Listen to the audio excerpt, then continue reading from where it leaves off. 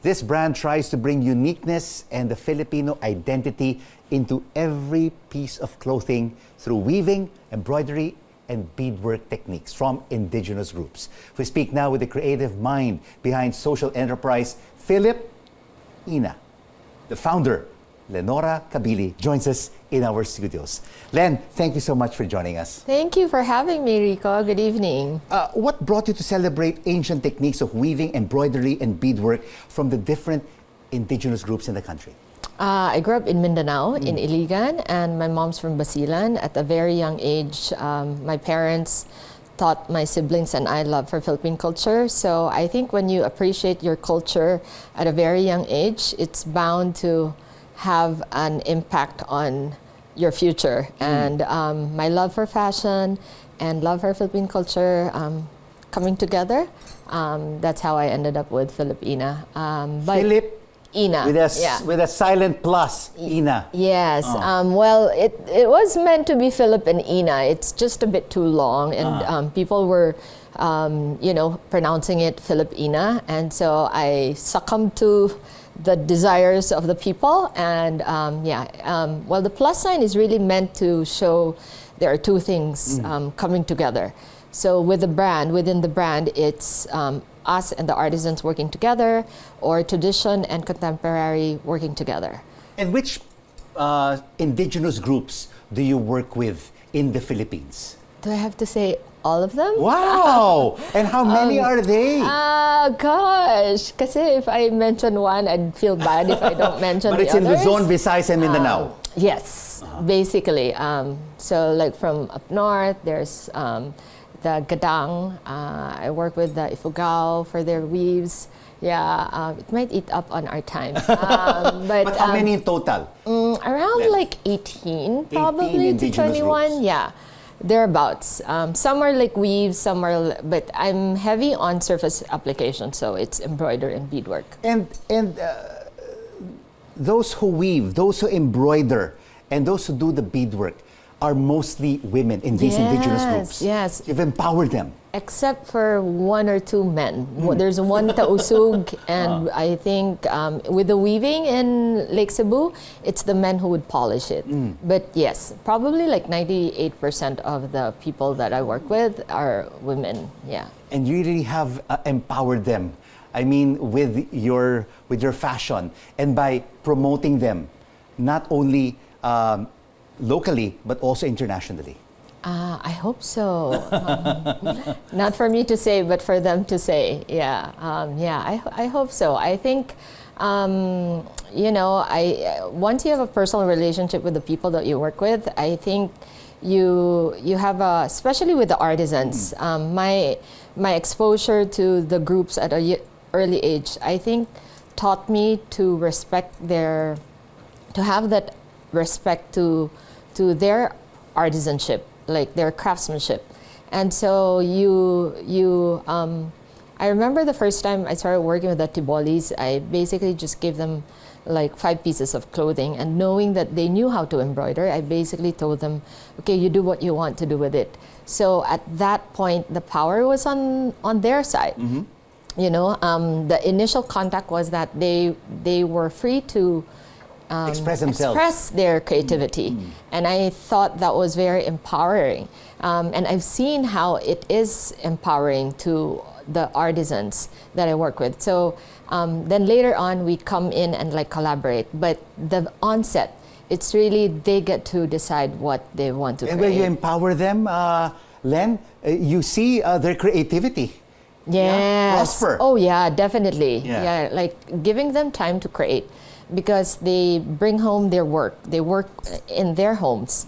So when you're in your house, then you have your children to take care of. You have to cook food. So we give them that time to create. And because we're very slow, we create with intention. And I always say we're the turtles of fashion. It's so slow. It's ridiculously slow, but we're trying to look for ways to make it faster. And tell us about your outfit tonight. Yeah. Embroidered, weaved by which indigenous group? I'll start with the skirt. This is by Balay ni Atong. It's silk hand woven in a bell. blouse is hand embroidered by the Tibolis in the area of Salotan. Yeah, it's they have the very small cross stitches. Yeah, it takes them. It's very detailed. Yes, I mean, really, the craftsmanship around the Philippines, it's astounding. And I'm usually, just how long always does so it amazed. take to come up with this embroidery and this weaving? Well, I think they like mixing work with the everyday life, so Okay. it could Also take farmers. months. Yes, They also it have could other take jobs, months. yeah. Yeah. And I think that's what's very different with the way we work, because they don't go to a center and they work from 8 to 5. They're able to earn a living while staying at home, taking care of their children, and yeah. How often do you visit these indigenous groups? Or when they're finished with their work, they just send it here to Manila? They do send it, but I make it a point to go visit them at least like once a year. In fact, I'm leaving for Zamboanga tomorrow to visit some artisans. What yeah, do I they think it's produce? You're going to Zamboanga. What do they produce in embroidery. Zamboanga? Embroidery. Yeah, embroidery. Yeah, yeah. Actually, not in Zamboanga, but further down south. Okay. Yeah. My brother might be watching and he might be freaking out where I'm going. And you've had Filip+Inna for 14 years now. You're going on your 15th year. Yes. Where can we find the embroidery, the weaving works, the beadworks of these indigenous groups? We have an ongoing pop-up in Rockwell with Balay ni Atong and Natalia Lagdameo. It's on the R1 level of the power plant. We're there until end of March. And can they also buy these materials online? Are you also in the digital platform? Not yet right now. We're low on stocks, but when we have Low like... on stocks. Yes, I know. It's so embarrassing. This is like, great.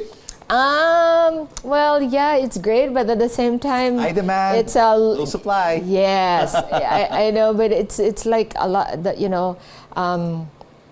yeah, we want to cater to as many people as possible, but it's just not possible. What about the awareness of our kababayans, Oh, of our Filipino women wearing indigenous materials?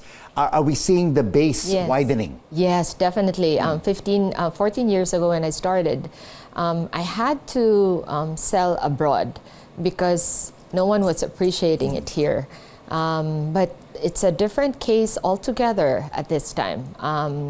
There are a lot of brands doing the same thing.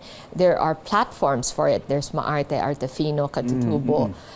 So it's great. It's so encouraging. And I think I've always been a firm believer of soft power. Yes. And our culture is very distinct and unique. And it's something that we should be proud of. So I think through fashion, it's a glimpse of the soft power of our country. Well, you're a catalyst for indigenous fashion here in the Philippines, Len, and it's Women's Month. What is your message for Filipino women who are watching us right now? You know, just sitting here in front of you, sharing my story, I would encourage all the women that we all should be proud of our own personal stories.